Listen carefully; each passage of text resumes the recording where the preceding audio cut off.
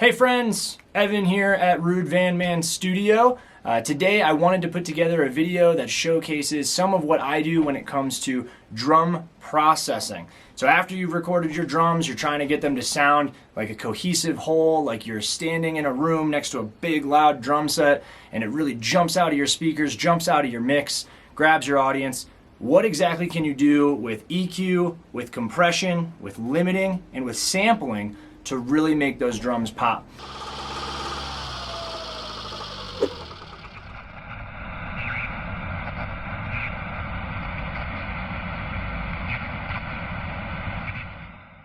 So I've been working on this great track from a band called the Downtimers out of Chicago. I think I've got the drums dialed in for them, sounding pretty great. So I want to jump in and show you exactly what I did. Okay, so let me open up Pro Tools, and here's the session I was working on for that band, the Downtimers. Now to start with, how about we go ahead and just listen to a part of the song where the drums come in. So here's kind of a pre-chorus. Confronting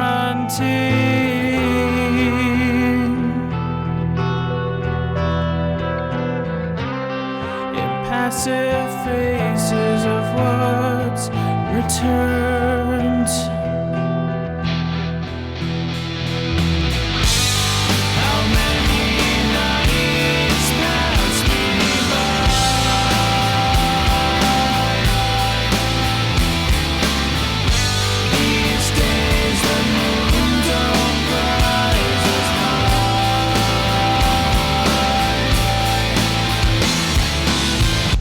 Okay, so obviously a lot of processing going on there on all the drum tracks. I wanted these to sound kind of 80s, very ambient and reverby.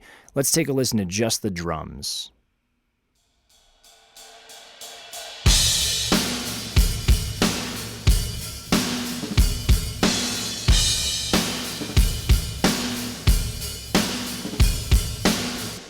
So a ton of processing there, and let's go ahead and kind of break it down piece by piece since there's a lot of different microphones capturing this drum set, and they're all going to this drum bus right here where they're all kind of glued together with processing.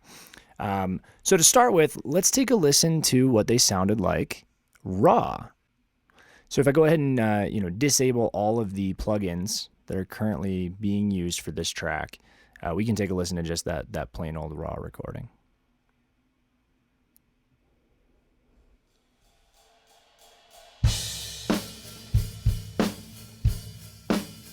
So obviously, it's a lot quieter. It lacks that big ambient reverb space that I had added to it with processing. And it really just sounds like, a fairly poorly recorded drum set if you're comparing it to, the true sounds of the big 80s studios that were creating those sounds organically. So how do we fix that with processing? Well, first off, it doesn't hurt for a recording like this to add a sample. So I found this nice, big full kick drum sample, and for right now I've got it mixed to 100%. So you're just hearing this sample as a replacement for the kick drum transient that we've recorded. And let's dial back the mix a little bit so you can hear our authentic recording bleeding through. So I generally don't want to leave it at 100. I want there to be some semblance of the previous recording, unless we're dealing with just a terrible recording, which in this case I don't think we are. We can salvage it. But to glue together that sample and the organic recording, I'm using here a classic emulation of like a 70s compressor pedal, mostly for guitar. But I've found that it adds this very vintage retro quality to drums. So I'm throwing on the kick drum here to kind of glue together our sample and our actual recording. But you can use any compressor to accomplish that. So there's our raw snare drum top recording. So from the top batter head of the snare drum. Again, I'm going to drag in a sample. I wanted a very ambient sample. Again, to try to achieve that sort of 80s tone. And I think that 80s drum sound is mostly in the snare drum, is really where you hear that big slap. So there's just the sample. Let's dial back in some of the organic recording. I think that sounds nice. And let's bring in that same compressor pedal, and you can really hear the effect that has.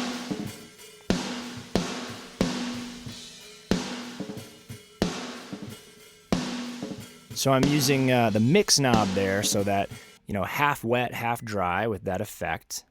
And now here's the key. Let's dial in some reverb. This is what the 80s needs. So now it sounds like I'm, the drummer's hitting that snare drum in the middle of a big abandoned church. It's super overkill for certain types of sounds, but this song, again, I kind of wanted to capture a more, a retro kind of tone. So here's a raw recording of our room mics, and there were two large diaphragm condenser microphones in the room, paired stereo A and B. So we're going to pan those left and right. And all I've added now is just that same compressor pedal. And of course, that's going to need a little bit of reverb as well. Not too much on the room mics, but again, it makes it sound like that snare drum's not so out of place. It helps it sit in that same space, sort of, where it still sounds like it's all being recorded within like a church. So let's hear what we have so far with everything.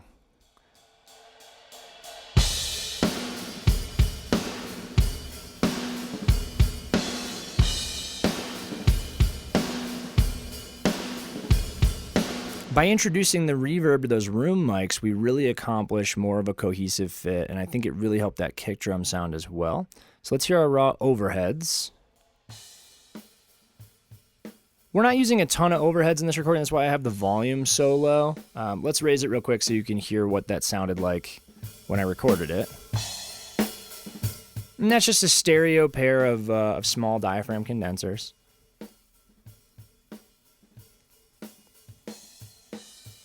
Now, I like this plugin. This is from Waves. It's the Eddie Kramer drum plugin.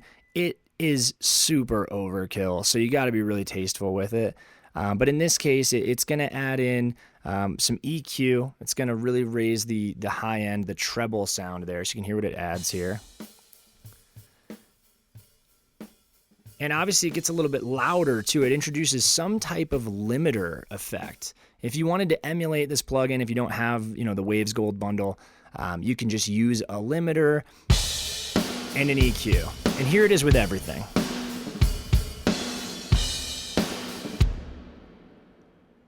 So far, I like where we're going, and I think this part of the song sounds nice, but there's a future part that's all toms. It's a real tom-heavy groove. Let's listen to it. And see, that low tom is just gone in the mix right there because it hasn't been equally processed to the effect that the other microphones, the other captured sounds are. So we need to affect that the same way so that it blends together and sounds like an organic drum set. So here's the raw recordings of just the high and low toms. So we're going to introduce a sample to that low tom. And here's what the sample sounds like by itself. So there's 3 different samples there. Some are adding ambience, some are adding more attack. And I've dialed in about halfway, but here's what it sounds like just sampled. It sounds super fake. If you just use triggers like that, you're going to find that your drum recording really just sounds like a sequencer. It doesn't keep that organic quality that a real drummer brings. So you got to blend them together if you're going to introduce samples. So there's a blend, 50-50, sample and real recording. That's just our low tom now. We added some reverb, a little bit of compression, and it's starting to get there. So I'll do a similar thing on the high tom. The high tom's not used as much in this song, so it's not as much in the forefront. Mostly we're just picking up that low tom there. But one key thing, especially if you got tom grooves, you want to make sure they're panned right and left. I do my low tom on the right, high tom on the left, just like a right-handed drummer.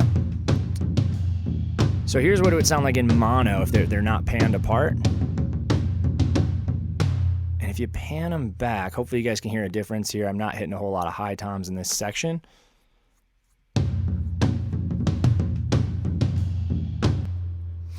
but it adds a nice, kind of spatial element. It sounds like you're near an actual drum set when you're in front of the speakers.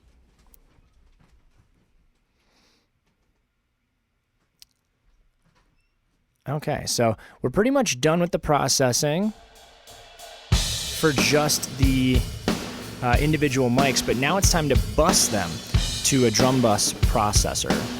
And the first thing I'm going to do is introduce this virtual mix rack. It's a plugin I use all the time from Slate. And look what this does.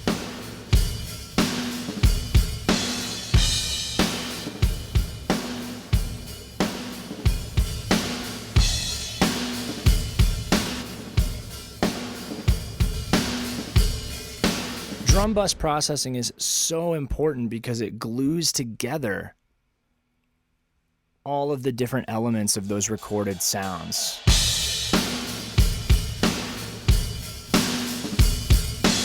So it really...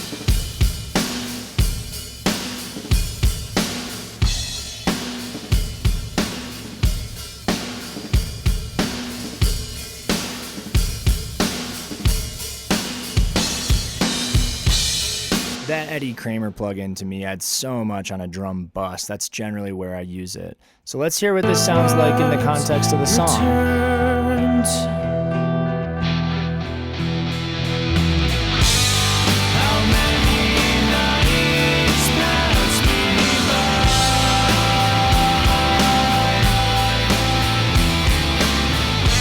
These days the moon don't rise as high.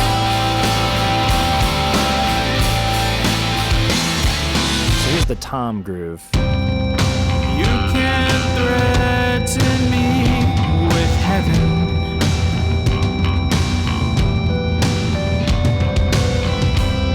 'Cause I'm there everywhere I go.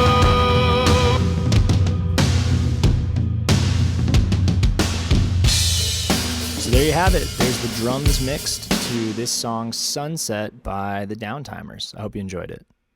If you have any questions when it comes to applying these methods to your own recordings and using the plugins that you have available, please feel free to drop me a line in the comments section and ask me how I do things, and I'll be more than happy to share it with you or listen to a mix or help you however I can. Also, if you think what I did sucked or something and you have a better way to do it, definitely let me know. I'm constantly a student of this stuff and I want to get better. So thank you very much and enjoy yourself. See ya.